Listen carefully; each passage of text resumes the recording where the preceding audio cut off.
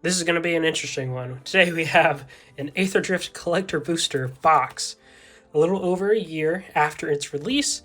At the time, probably was Magic the Gathering's worst received set, both in its flavor and usable cards. About a year out, it's probably the second second most disliked set, because we had Spider-Man, but a lot of cards are seeing a little more playability. There's a lot of good Verge lands in here, and it being collector boosters, we obviously have the chance at fractured foils, all those things, all the fancy stuff in here. So we're going to see how this goes. Aetherdrift is the cheapest collector booster box that you can get, for a pretty good reason. I'm expecting Spider-Man to actually kind of start hitting this level at some point, but today we're just opening and seeing what's gonna happen, and we're gonna start with the box topper. This is a thing that I love from Aetherdrift, and I wish this was a thing in sets after this. It's just like a cool little extra thing you get. It's always kind of hard to open, but hot take, I do like Aetherdrift as a set in both its flavor and quite a few of the cards. So right off the bat, I'm trying to get this out without spoiling the back card. Right off the bat, we get a land card that is exclusive to box toppers. So that's the thing they did. Now, I know a lot of people, including myself, do not like this treatment. It's not great, but we can get quite a few things here in the back. We got a Mythic. That's always fun. Not when it's a March of the World is, though. Not a great card, but a Mythic nonetheless in this treatment as well. That's, hey, it's something, am I right? Aetherdrift is pretty hit or miss in terms of value, and honestly, in terms of like cards that are cool designs, because a lot of the designs, they're not great. Case in point, stuff like this, it's like, if you like it, I'm so happy for you. I don't understand. Already, Monument to Endurance is one of, if not the most expensive rare in the set. Has gone up in price a little bit in the last couple months or so. Thunderous Velocipede, Mythic. I don't think I've seen this. I've opened quite a few Aetherdrift kind of finish line foils, so they come with a box topper and 2 collector boosters and some set boosters. So it's a pretty good deal whenever it goes on sale. Commander card, Coalstroke, Gearhulk, nice, and a Mythic foil. That's good. We like to see that. And then we are on to our uncommons, common, and your land. Now, the other thing about this set that is really nice, well, it will up until the release of Strixhaven here soon, is that it has stock up. It's an uncommon. It's about like a $5 or so uncommon. But that's nice. We love that. So yeah, Monument to Endurance is probably, I think it's still the most expensive rare. It wasn't for the longest time, and then it's kind of seen more use recently. So yeah, we got a Mythic off the top. Bright Glass Gearhulk. Love to see that. The Gearhulks are always nice.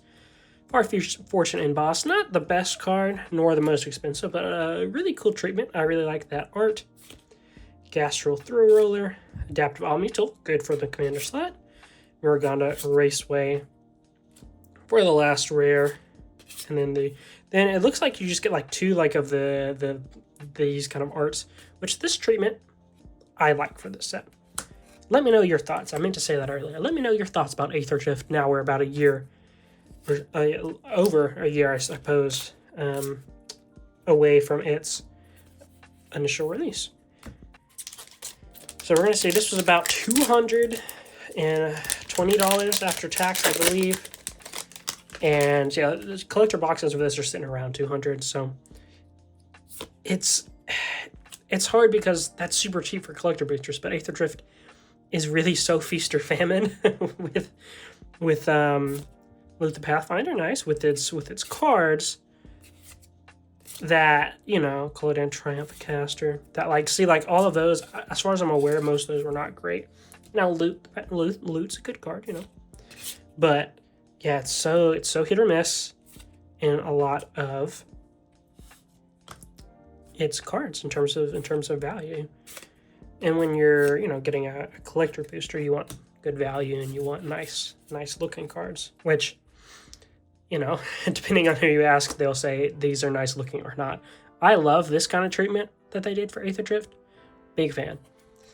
The other like weird goat looking one, I don't know about that, Chief. That was, I don't know what they were thinking there. I'm sure someone thought they were cooking something, but rare off the top. We got Count on Luck.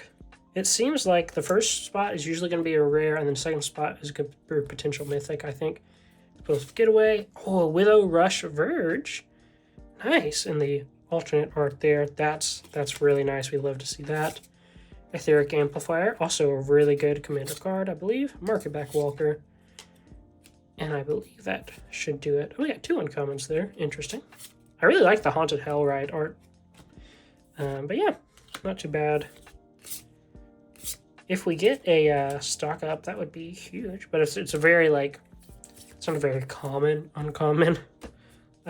So, yeah, let me know what y'all think about this set now that we're a little bit out. And now that, I don't know, a lot of it is seeing, not a lot of it, a couple cards in the set are seeing more play.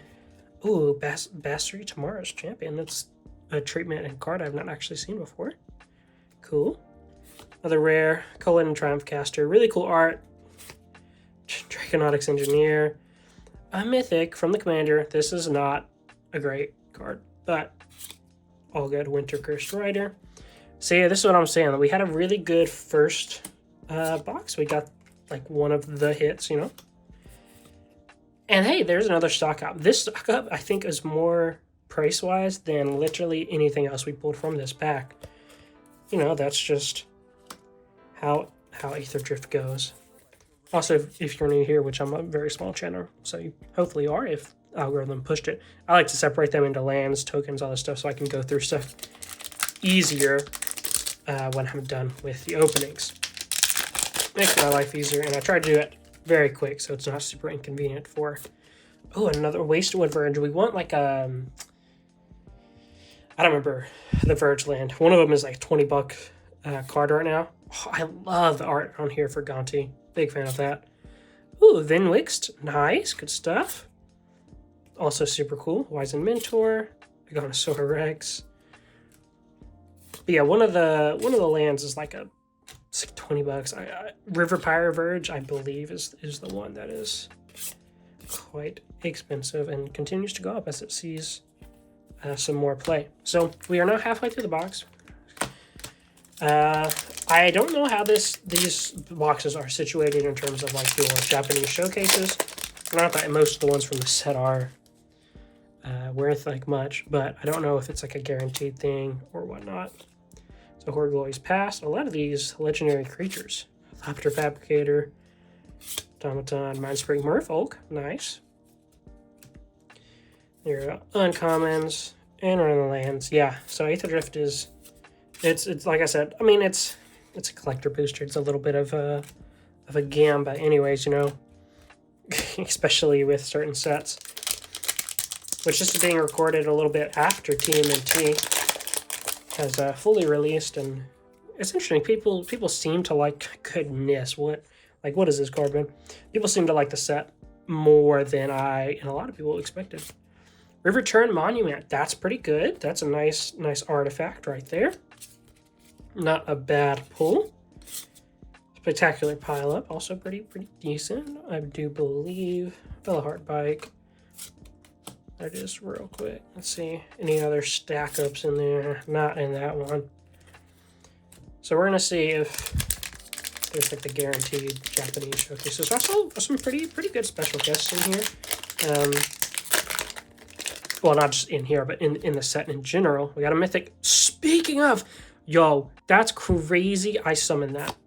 Thoughtcast, special guest. That I don't remember if that's one of the best ones or not. We're gonna look that up real quick. Yeah, it looks to be around a $20 special guest. So yeah, that's definitely one of the better ones. We love that. Redshift, another Basri. Oh, it's another commander, but still mythic I've not seen before. That guy looks awesome. Curse Cloth wrappings. I have gotten so many Curse Cloth wrappings, man. I have got so many of those from my Aetherdrift. I just really want to get a Chromox. I have pulled an Aether Spark, obviously not serialized, but it's a pretty hard card to pull, and it's like not that an expensive card, and it's not even like that. As far as I'm aware, it's not like that powerful or anything. Another mythic, Thunderous Velocipede. Didn't know that was a mythic. Huh. Oh, River Pirate Verge. That's what we like to see. I believe this is the most expensive Verge land at the moment. Lost Monarch of Infer. That's also one I've not seen. Another Monument to Ignorance. Nice. In the foil. These last couple boosters have been a lot better than most of that first stack.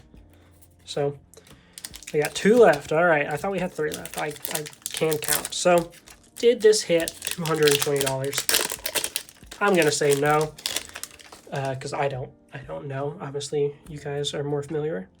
Okay, hey, we did hit. Oh, gosh dang it! I forgot that they did this for the Japanese showcases. Up until Lorwyn this year, which is so dumb. I get it's Japanese showcase, but you could get Japanese language ones in English packs, which it's like, okay, I get, but like, hey, if I want to play this card, you have to then look up what it does. This is, I believe, Revered Mimeoplasm or something like that.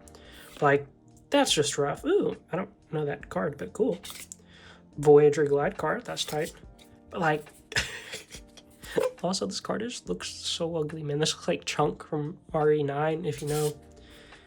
RE9 is such a good game, man. District Mascot, I do love that. I love a Corgi. So it seems like potentially you are guaranteed a singular, whoa, that guy looks sick. A singular Japanese showcase. But man, yeah, I forgot that they're not guaranteed to be in English. That sucks. Not ideal there. I am very glad that they changed that.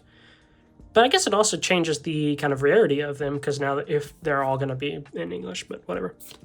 So Horror Glorious Past, is that her, whatever. Captain Howler, Bulwark Ox, a Cursed Dunyard, that's new for me. And a Redshift.